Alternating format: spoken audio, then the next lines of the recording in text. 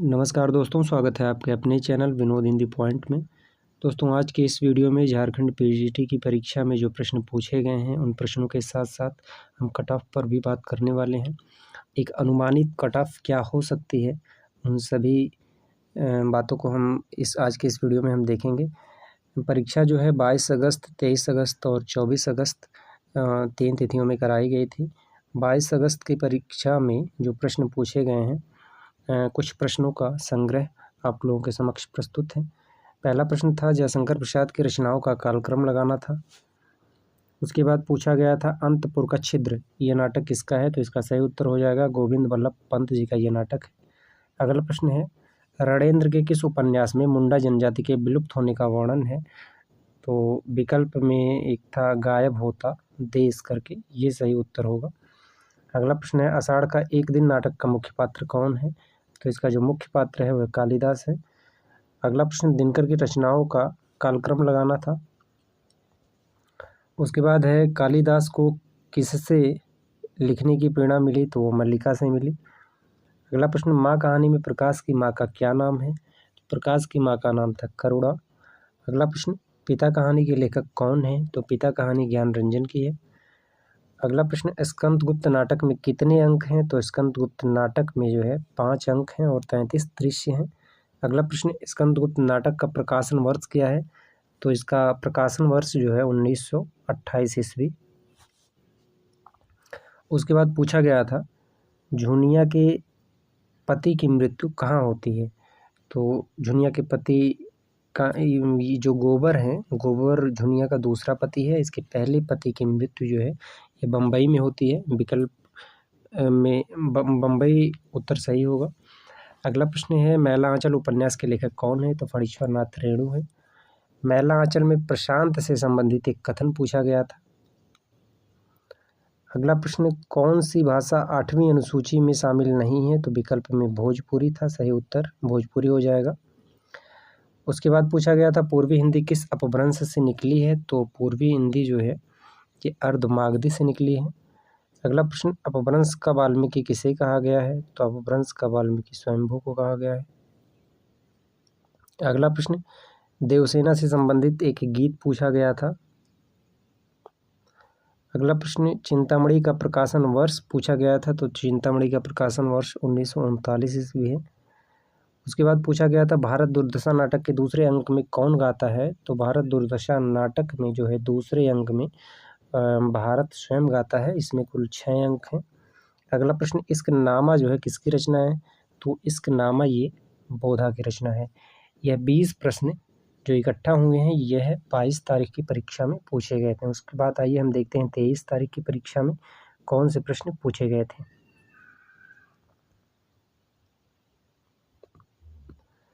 23 अगस्त की परीक्षा में जो प्रश्न पूछे गए थे उसमें है नशा कहानी का मुख्य पात्र कौन है? तो नशा कहानी आप सभी को पता ही है, मानसरोवर में लगी हुई है। जो 27 कहानियाँ हैं उसमें नशा कहानी भी है और इसका जो मुख्य पात्र है ईश्वरी है। अगला प्रश्न है कविता क्या है? निबंध में कुल कितने खंड हैं? अगला प्रश्न है मानसरोवर भाग 8 में कितनी कहानियाँ संकलित है? तो 27 कहानियाँ संकलित हैं। अगला प्रश्न रामचंद्र शुक्ल का निबंध पूछा गया था, कौन सा है? उसके बाद पूछा गया था कुरुक्षेत्र का प्रकाशन वर्ष। कुरुक्षेत्र जो है ये रामधारी सिंह दिनकर की रचना है। इसका प्रकाशन वर्ष है 1946 ईस्वी। उसके बाद पूछा गया था आंचलिक उपन्यास के लेखक करके कुछ पूछा गया था। तो इसका सही उत्तर हो जाएगा फणीश्वर नाथ रेणु। अगला प्रश्न है तुलसीदास की कौन सी रचना अवधी भाषा में नहीं है? तो तुलसीदास की जो रचना अवधी भाषा में नहीं है ये फिर कवितावली, विनय पत्रिका, ये सब है। उसके बाद पूछा गया था मनोविश्लेषणात्मक उपन्यास के कवि नहीं हैं। तो मनोविश्लेषणात्मक उपन्यास के जो कवि हैं वो हैं जैनेंद्र हैं, इलाचंद्र जोशी हैं।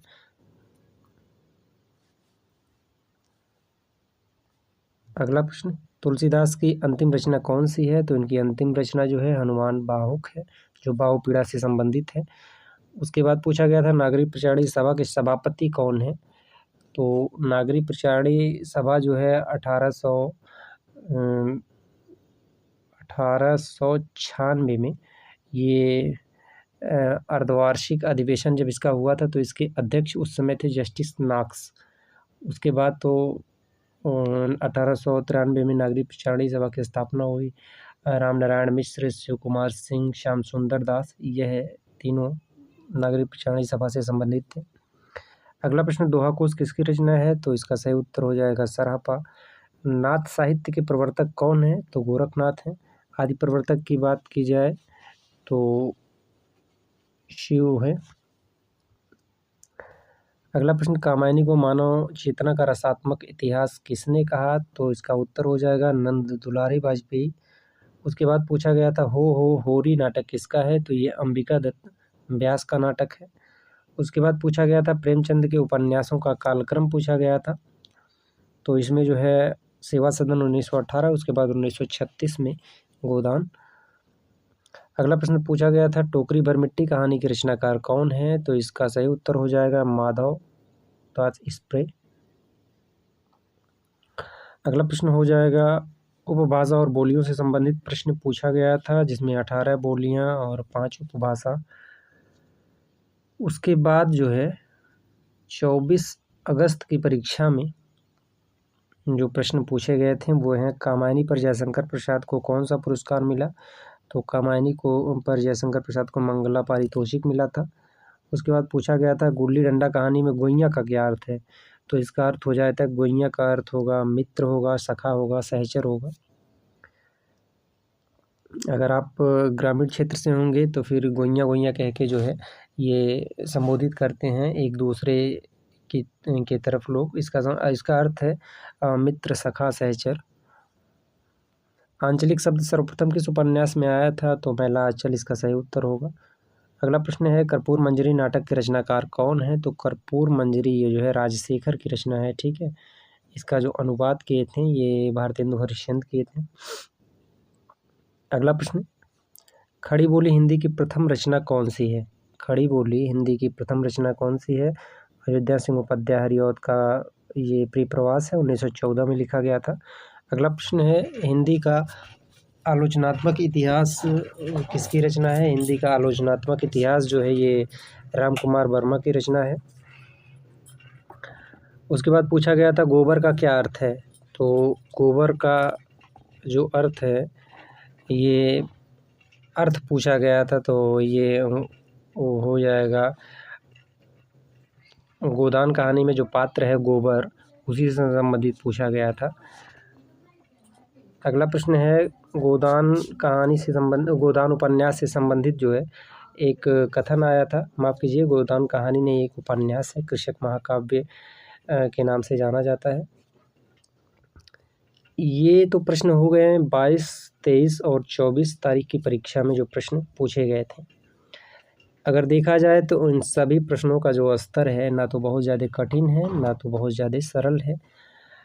कुल प्रश्न पूछे गए थे 150, जिसमें से लगभग जो है अगर नॉर्मलाइजेशन की बात की जाए तो ये होने वाला है, क्योंकि तीनों 22, 23, 24 तारीख की परीक्षा में जितने भी प्रश्न पूछे गए थे लगभग सभी बराबर हैं, एक जैसे प्रश्न पूछे गए थे। कुछ प्रश्न तो रिपीट भी हुए हैं। तो इन सभी प्रश्नों का जो स्तर है एक बार आप देख सकते हैं, उसी हिसाब से अंदाज़ा लगा सकते हैं। ये तो ना तो बहुत ज़्यादा कठिन है ना तो बहुत ज़्यादा आसान है। अब आइए बात करते हैं जो संभावित मेरिट है, क्या कट ऑफ रहने वाली है। 24 तारीख की परीक्षा में कुछ और प्रश्न पूछे गए थे, माफ़ कीजिए, वो प्रश्न आप लोगों के समक्ष है। कोटा में कौन सी भाषा बोली जाती है? तो कोटा राजस्थान, जयपुरी बोली जाती है। अगला था रीति संप्रदाय के प्रवर्तक कौन है? तो वामन है। उसके बाद नाट्यशास्त्र के लेखक कौन है? तो भरत मुनि है। अगला प्रश्न है फिर आषाढ़ का एक दिन नाटक में हिरण को किसने मारा? तो दंतुल ने मारा था हिरण को। उसके बाद पूछा गया था बेटों वाली विधवा कहानी में फूलमती के पति का क्या नाम था? तो फूलमती के पति का नाम था अयोध्यानाथ, जिनके 4 पुत्र थे और 1 पुत्री।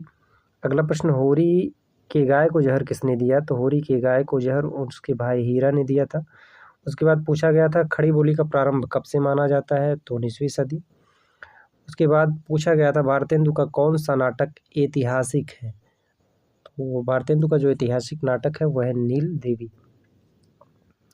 तो चलिए बात करते हैं कट ऑफ क्या रहने वाली है। देखिए यह जो भी डाटा है आप लोगों के सामने एक अनुमानित डाटा है। अगर आवेदन की बात की जाए तो कुल जो है लगभग 16,000 के आसपास आवेदन आए थे। परीक्षा में जो शामिल हुए लगभग 14,000 के आसपास कैंडिडेट शामिल हुए थे। झारखंड से जो आवेदन लिए गए थे वो 5,000 से 6,000 के लगभग लिए गए थे, और अन्य राज्य से जो आवेदन आए थे वह 10,000 से लगभग 11,000 के लगभग आवेदन आए थे।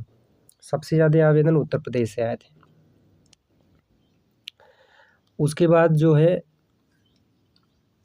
जो बाहर से लगभग 11,000 आवेदन आए थे, तो इसमें से इस परीक्षा में 11,000 जो आवेदन आए थे उसमें लगभग जो जनरल की सीट रखी गई वो 75 सीट है। जनरल की जो सीट है वो 75 सीट है। इस तरह से देखा जाए तो एक सीट पर लगभग 147 लोग आ रहे हैं। एक सीट पर 147 लोग आ रहे हैं। 75 सीट जनरल की है, ठीक है। उसके बाद जो झारखंड से लगभग 6,000 आवेदन आए थे, उसमें झारखंड वालों के लिए 88 सीट है। झारखंड वालों के लिए 88 सीट है, और इस तरह से एक सीट पर 68 आवेदन आए हैं। झारखंड वालों के लिए एक सीट पर 68 है, और अन्य राज्य के लोगों के लिए एक सीट पर 147 आवेदन है, ठीक है। अब देखिए जो कट ऑफ रहने वाला है वह जनरल का कम से कम 138 से 141 के बीच रहेगा। 138 से कम हो सकता है ना जाए, ऊपर हो सकता है लेकिन नीचे ना जाए। ओबीसी की बात की जाए तो ओबीसी का 137 से लेकर 140 के बीच रहने वाला है। एससी एसटी का 134 से लेकर 138 के बीच रहने वाला है। इतना ज़्यादा कट ऑफ इसलिए जाएगा क्योंकि पेपर का स्तर ये ना तो बहुत ज़्यादा कठिन है, ना तो बहुत ज़्यादा सरल है। कंपटीशन बहुत टफ है। यह कट ऑफ जो है एक अनुमानित कट ऑफ है। बाकी जब रिज़ल्ट आएगा आप सभी को पता हो जाएगा कट ऑफ कितनी गई।